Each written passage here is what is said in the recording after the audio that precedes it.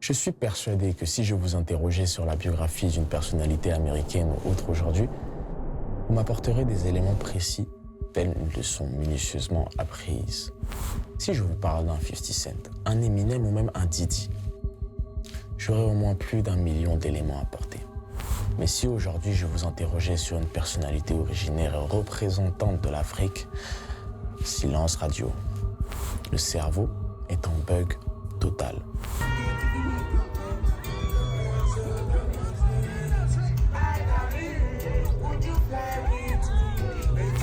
C'est pas grave, on est là pour y remédier. Si je te disais que la musique que tu écoutes aujourd'hui cache bien des zones d'ombre qui méritent d'être éclairées.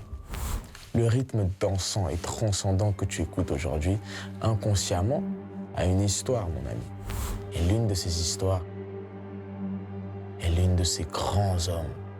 L'homme qui te fait danser, chanter, vibrer. L'homme qui est à l'origine du son que tu écoutes lorsque tu te retrouves en club ou autre. Cet homme, c'est Fela Kuti.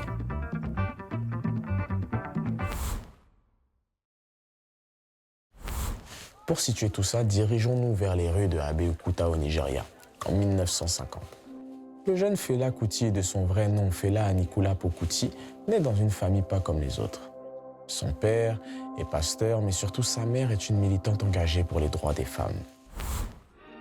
Une réunion du bureau exécutif de la Fédération démocratique internationale des femmes s'est tenue à Moscou. Elle était consacrée au 10e anniversaire de la création de la fédération.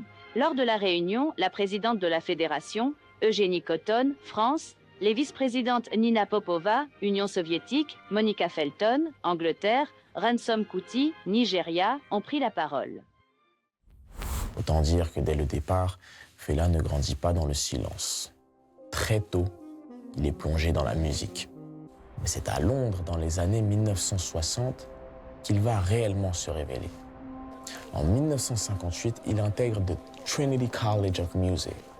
Là-bas, il étudie la musique, mais surtout, il découvre un monde. Le jazz, le high life, et surtout, la conscience. En 1969, un voyage aux États-Unis change tout. Fela y découvre les mouvements noirs américains et rencontre des activistes comme Sandra Smith.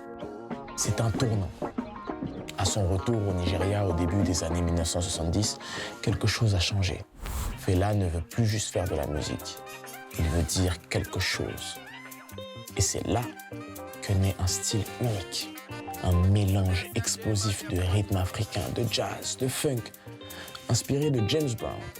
Un son qui deviendra légendaire. L'afrobeat. Un son brut, un son politique, mais surtout un son qui dérange. Mais Fela, ce n'est pas juste un artiste, c'est une voix. Dans un Nigeria marqué par les régimes militaires, il dénonce la corruption, les injustices, les violences. Il crée même sa propre communauté, la Kalakuta République en 1970. Un lieu libre, indépendant, presque un État dans l'État. Notre société est sous-développée à cause d'un système étranger à notre peuple aujourd'hui. Alors, il n'y a pas de musique pour le simple plaisir. Il y a la lutte d'un peuple pour son existence. Donc en tant qu'artiste,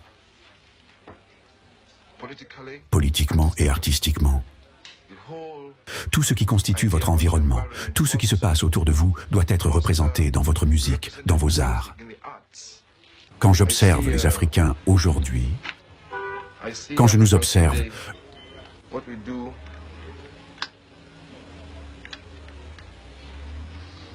je vois que nous aimons beaucoup sourire.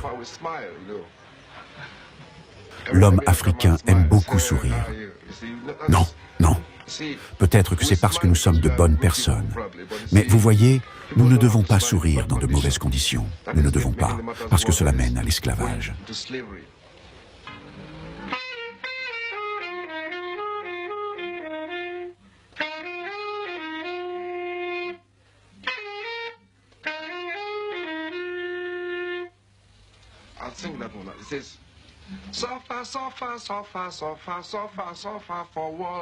Mais cette liberté a un prix. Ses chansons dérangent, son influence fait peur et très vite le pouvoir riposte.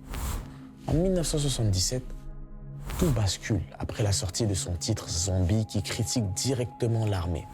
Le pouvoir réagit. Plus de 1000 soldats attaquent la Kalakuta République. Le lieu est détruit. Fela est violemment battu et sa mère est jetée par une fenêtre. Elle succombera d'ailleurs à ses blessures en 1978.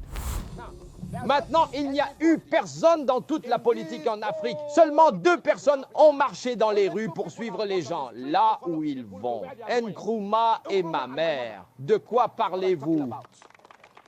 Tous ces leaders absurdes que vous avez ici, ils s'assoient dans des voitures.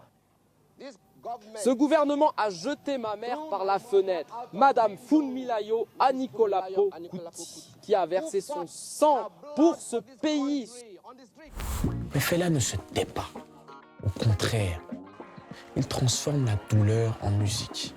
Il répond avec la musique, avec des titres comme Coffin for Head of State. Il transforme la douleur en message.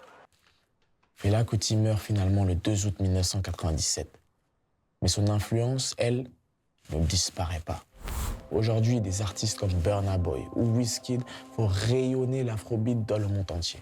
C'est Fela Kuti, Fela Anikulapo Kuti. Ce type est là aussi. C'est comme mon héros, tu sais. C'est comme le meilleur musicien qui ait jamais vécu.